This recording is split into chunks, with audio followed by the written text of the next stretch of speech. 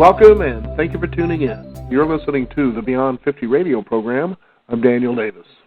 As the holidays are approaching, Thanksgiving, Christmas, and the New Year, we find that many of us have stress beginning to rise. It's that cycle of anxiety that creates panic attacks, low confidence, and depression. Today we're going to discover how we can have certain exercises that will help us to regain our balance and get our lives back. Not only will you become healthier and stronger with this effective program that we'll be talking about, you will also gain that confidence that you are able to handle any stress as well. And on the program today, we're going to be joined with stress counselor, life coach, therapist, who's been working in the mental health industry for more than 30 years, helping patients and clients to overcome their stress, anxiety, and depression, embracing therapies such as pranayama yoga, emotional freedom technique, cognitive behavioral therapy, neuro-linguistic programming, and solution-focused therapy.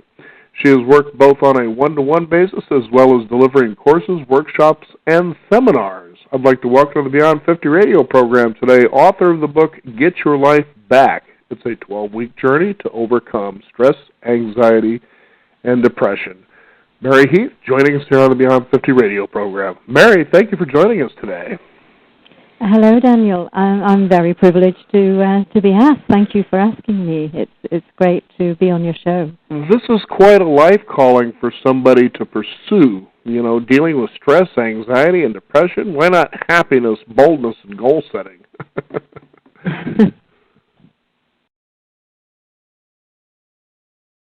How you got started with all this? Oh, I'm sorry. I think I misheard you. I beg your pardon. How did I get started?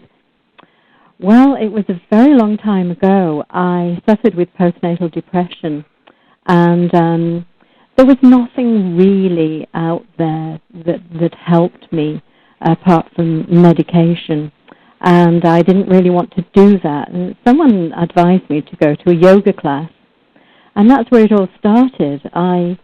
I joined a pranayama yoga class, and I never looked back, really. It taught me so much. It wasn't just a range of the asanas or physical exercises, but there were a whole sequence of breathing exercises that helped control emotions such as nervousness, anxiety, stress, depression, and so on. And there was the philosophy of yoga, the main principles being taking one day at a time and doing one thing at a time, acceptance and so on. Plus, of course, there was the relaxation and meditation. And I just thought it was absolutely perfect. It helped me to become better and so much more alive and positive. And I eventually began to teach yoga myself after a few years. I became interested in stress because a lot of my students who came to the yoga classes were suffering with anxiety or depression and stress, and I became quite keen on learning more about it. And so I trained in stress management, and then I did a counseling course, and I learned various other therapies, and I suppose that's a very long answer to your question. But it did get started quite some time ago.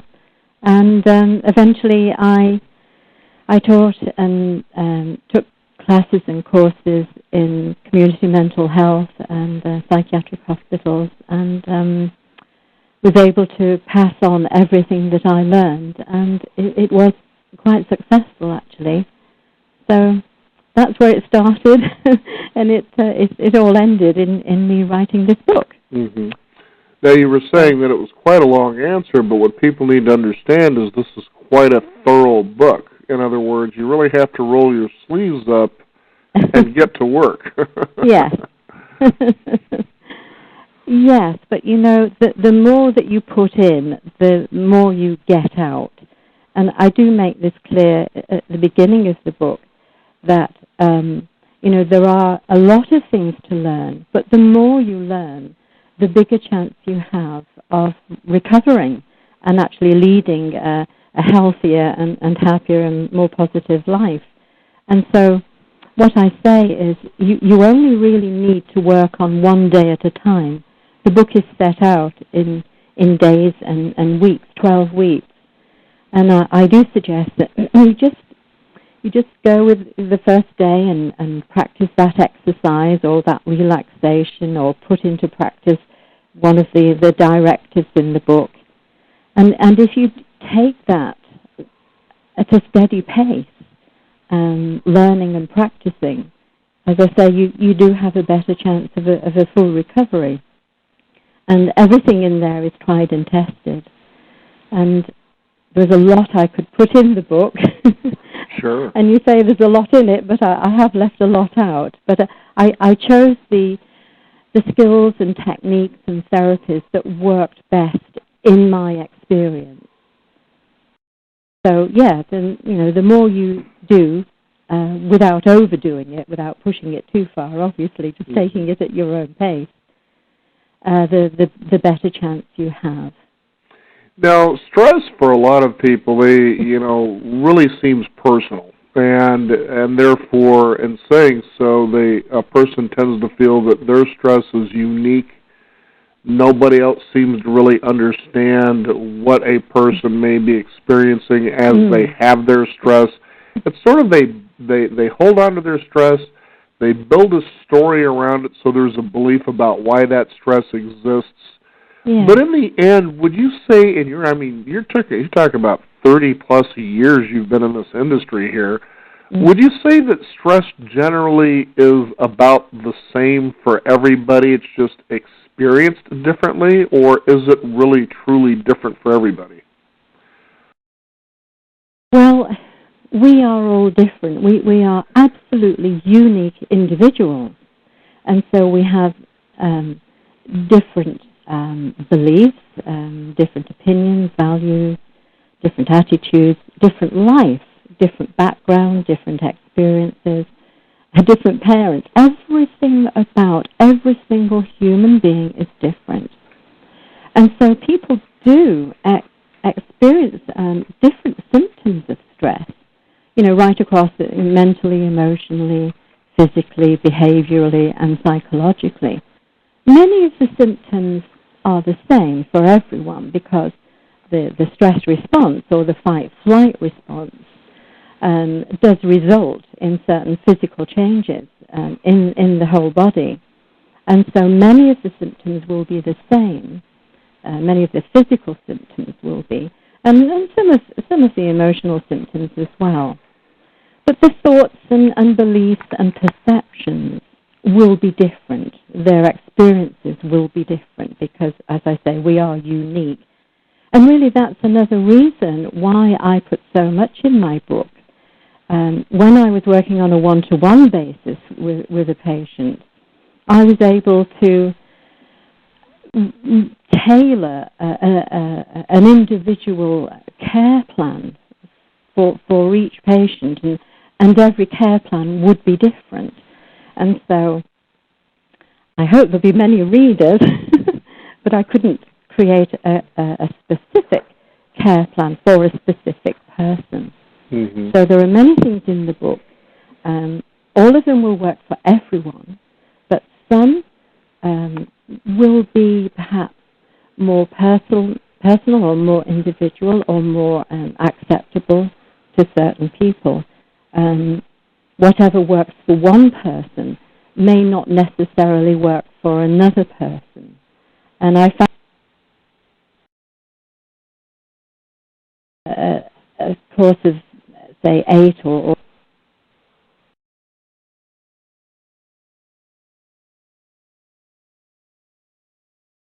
And it sounds like Mary is out there in the ethers,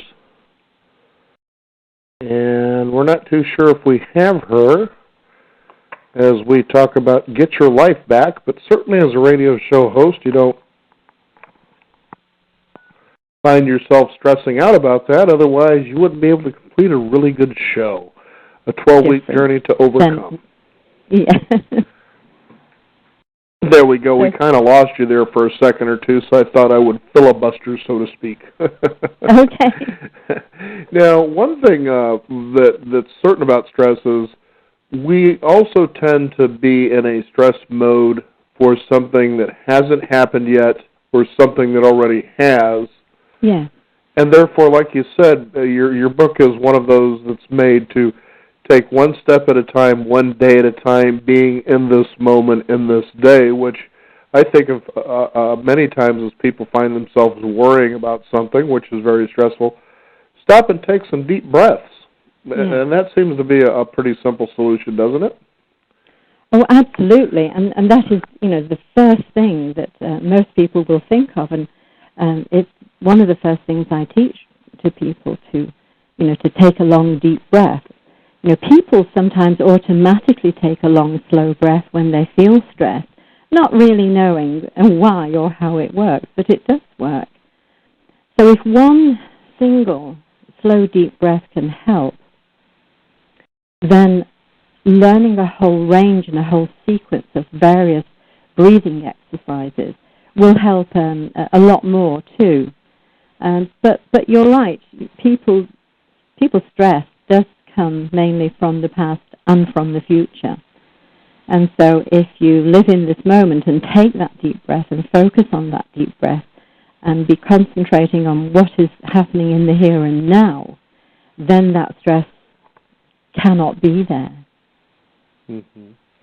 Now, one thing that you definitely talk about that people should come to embrace about this, at least as a takeaway, is that thoughts and feelings go together. And it's amazing that if you can begin to manage your thoughts, to really pay attention what you're thinking about in certain moments, that if you could just shift that thought, to be thinking about something else, that's a simple solution, too, to relieving stress, isn't it? It sounds very simple, and for many of us it is very simple, but if someone has been stressed and anxious and they're in a very low mood, they may have a great deal of negative thoughts. In fact, someone who is depressed, we all have around 70,000 thoughts in a day, but someone who is depressed, 70% of those thoughts will be negative. And so it may be very difficult for people in that mode of thinking to be able to, just stop the negative and think of the positive. There are some people who struggle to think of something positive and have a positive thought. And I've worked with many, many people who I, had to work very, very hard with. But by teaching them different techniques, it does become easier and easier to change the thought and therefore to change the feeling, the emotion. Yeah. Now, it's interesting what you said about thinking negatively, and I've always tended to ask the question, why do we tend to think in negative patterns? Is that something that's natural or is that unnatural? Well, that's a $64,000 question. Yes, it is, and I wanted to stick it to you because you got a 12-week book that tells people how they don't have to worry about that again. Well, it really depends on the life you've led, the life you've had, the experiences you've had, because our thoughts are actually born in our beliefs, our belief system. So our opinions and perceptions and values and attitudes about things in our life, in ourselves, in other people, in our experiences. And so if you grow up, and as a child you have a really hard, difficult childhood with not a lot of love and positivity around you, then you're perhaps going to formulate some negative beliefs like, life is really hard, nobody loves me, I can't do anything right, I'm always in trouble. Those limiting beliefs can stick with you for the rest of your life. And if you have beliefs like, I'm no good, then your thoughts are going to be negative. So before you have a thought, you have to have a belief about yourself or the world in general, etc. And so we have what we call automatic thoughts. So if someone asks you to do something and you believe that you can't do it, you're going to have a negative thought. Oh, I can't do that, I'm hopeless. and therefore you're going to feel bad. So there's the belief resulting in the thought, resulting in the feeling. And then, of course, the feeling or the emotion results in the outcome, so what you do or how you act or how you behave. So the opposite is also true. If you have a charmed life and a wonderful childhood, and there's a lot of love and positivity around you, then you're going to have a lot of positive beliefs, therefore positive thoughts, therefore positive feelings. And those people will find it much easier to stop the negative or to challenge it and to change it and to focus more on the positive. So it depends how you've led your life so far. But you can change that by letting go of the past and focusing on the present and setting realistic goals and imagining the life that you want to have in the future. Then you will be able to learn to be able to have more positive thoughts and therefore more positive outcomes. Does that answer the question? I believe it does, because it answers it in such a way that most people would take a look at it and realize, well, I don't know if I believe what you're saying, but here's what I think I'm hearing, and that is that really stress, barring some crazy circumstance that just happens from outside, out of the blue, is generally a choice.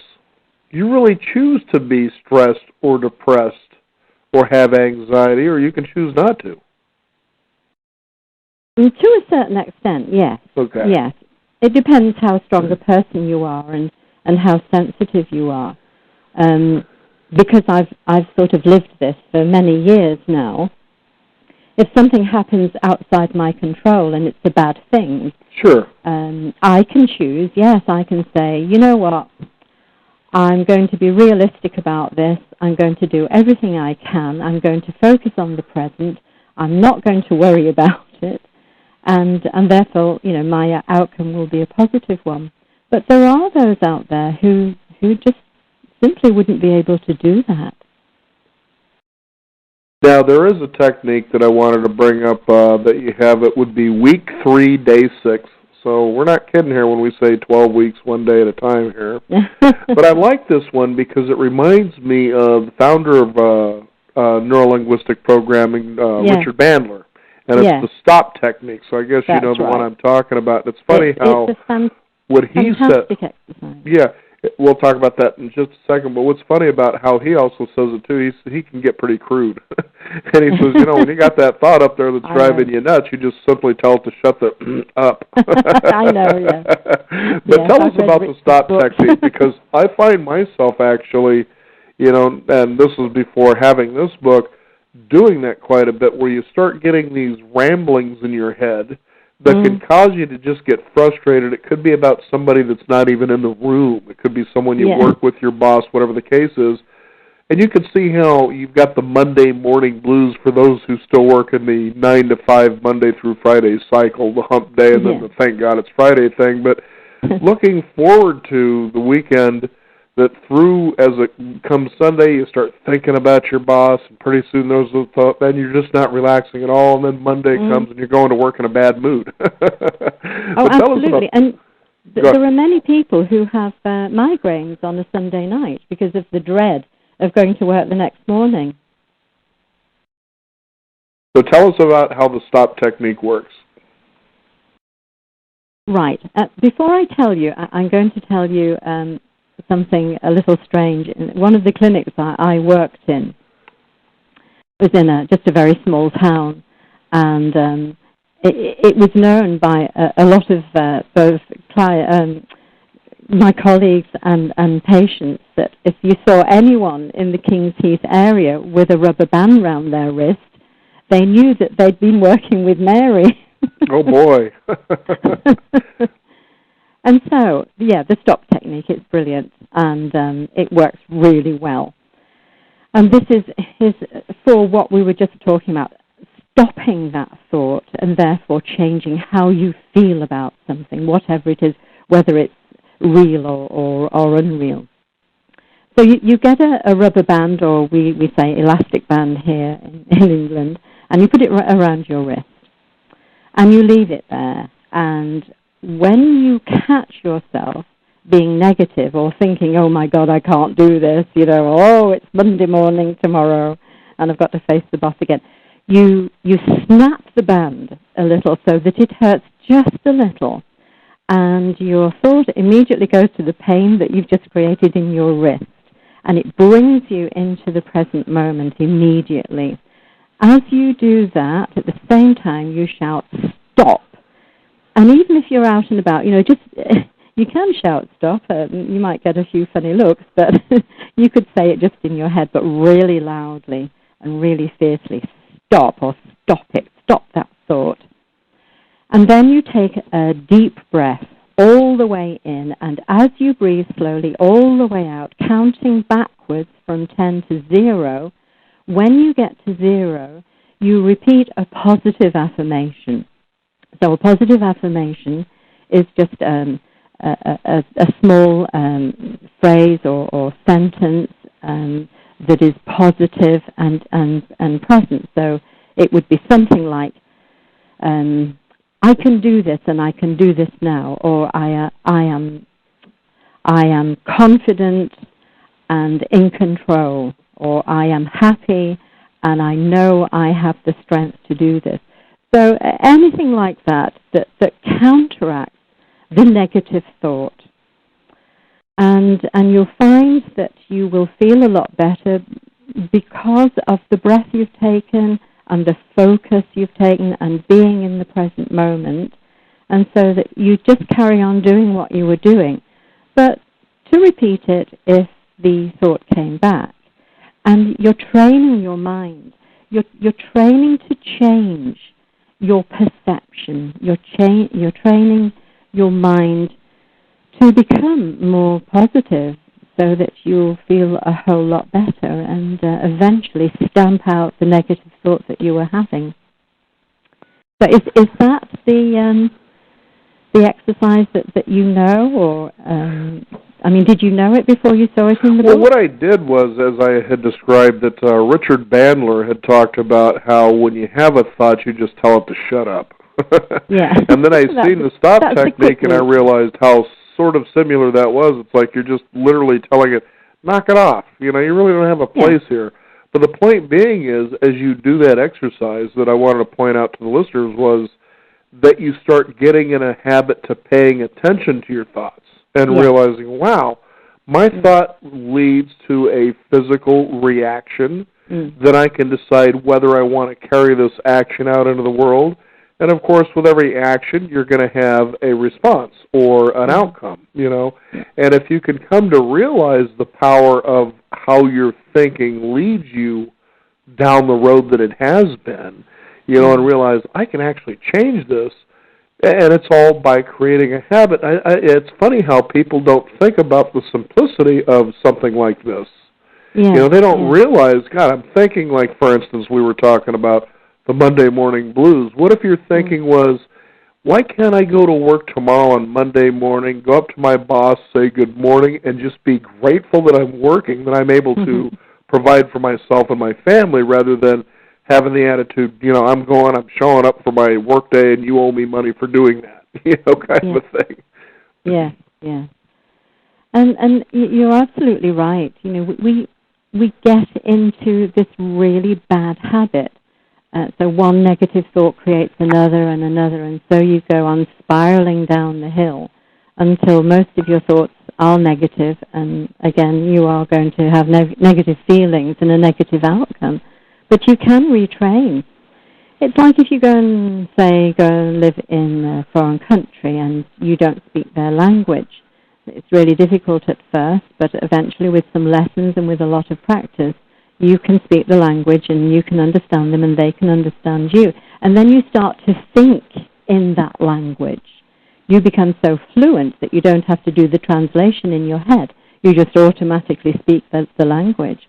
And so it's the same with our thoughts. We can train our thoughts, the negative thoughts to go away and the more realistic ones to come to the fore. it's fantastic, really, that we have got the ability to do all of these things. But many people out there don't realize it. You're right. It can be as simple in the end as saying, oh, stop it, or oh, shut up, or whatever you want to say to yourself. That's all I do now. I don't do the stop technique. I don't need to do it. Mm-hmm. I just say, oh, stop it. I like this one, too, and this actually came from Byron Katie, where she simply says, what evidence do you have that that's true? Yeah. And I thought, you're talking about very simple things that put you right back into the moment to make you realize, this moment is not what you think it is right now, and there's the key, what you think it is. Absolutely. There's a whole list of Socratic questioning in my book, and it's very, very interesting when I use it with people, or when I did use it. I'm retired now. But it was quite strange how, when I'd asked them, as you just suggested, what evidence do you have for thinking that?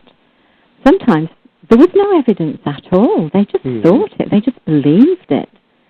If they think that nobody likes them, and I say, well, how is that always true? How many people do you know that don't like you? Have you got any evidence at all?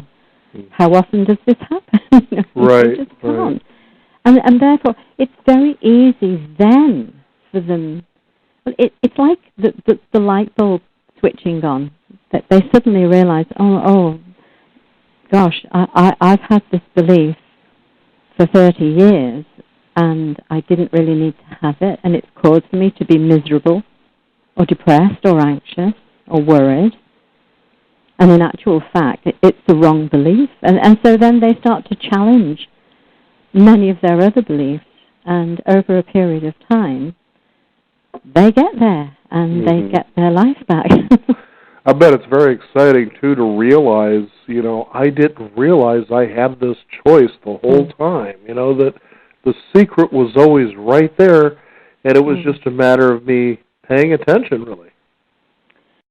Yes, and so many people just don't do that. They don't realize, they don't have the self-awareness, they don't have anyone to point it out. It's such a shame. It's so sad, and that was one of the reasons for me writing the book, because I couldn't have everyone coming to my classes or my courses. It's funny, too, how people will kind of bring their problems along, and if they can hand them off to you, then they'll gladly do that as well. Oh, yeah. That's why we have this book. It's heavy, it's big enough, and believe me, you take this away and you go take care of it yourself. But I'm certainly going to be here to coach you if possible. So, interesting stuff here. I think, Get Your Life Back is certainly a necessity for anyone who wants to really learn to not only deal with their stress and their anxiety and depression, but learn how to actually have the strength to work with it as it occurs as well. Yes, and I start at the beginning of the book with some preparation, so telling them, what to expect and what not to expect, and I ask them to create in their mind and actually write down what it is they want, how would they like their future to be, and I ask them to prepare themselves by getting a workbook so they can use it as a journal, so when they've done an exercise they can reflect on it and write about it, which always helps. And I've also got self-assessment scales so that they can see the progress that they are making. I warn them, not to overdo it, not to try and read a whole week in one day. Right. So the preparation is necessary. It's like my patients who came to my courses, we always have an introductory session that just lasted for about half an hour, where I tell them, what was in the course and what to expect and how it would help them, how they could benefit. And then the first week, the first 7 days, they're mostly about self-awareness. What are your strengths and your weaknesses and so on. So we don't get into the nitty-gritty at least until week 2, and then start to talk about stress and so on. So I've tried to set it out in a way that there's nothing too difficult to do right at the beginning of the book. Very good. Now, what is the website that our listeners can go to find out about getting the book and anything else that comes with it? Well, they can look at my website, which is the usual www.maryheath, all one word, so maryheath.co.uk. Very good. Get Your Life Back, a 12-week journey to overcome. And our guest today, Mary Heath. Mary, thank you so much for joining us here on the Beyond 50 radio program. Oh, thank you very much indeed, Daniel. I've really enjoyed talking to you. Thank you very much. You betcha. We want to thank you, the listeners out there, so when the holidays do come, you can realize there is a way to alleviate and manage your stress so you don't become depressed. And also think about your holiday a little bit differently as well. Make sure that it's fun. You can also find out more by visiting us at beyond50radio.com. That is the number 50. We also encourage you to subscribe to our newsletter, which goes out weekly. We can also be followed on Twitter at Beyond50Radio, and you can also follow us on Facebook as well. I'm Daniel Davis. Thank you for tuning in. This is the Beyond 50 radio program, and remember, live your day past halfway.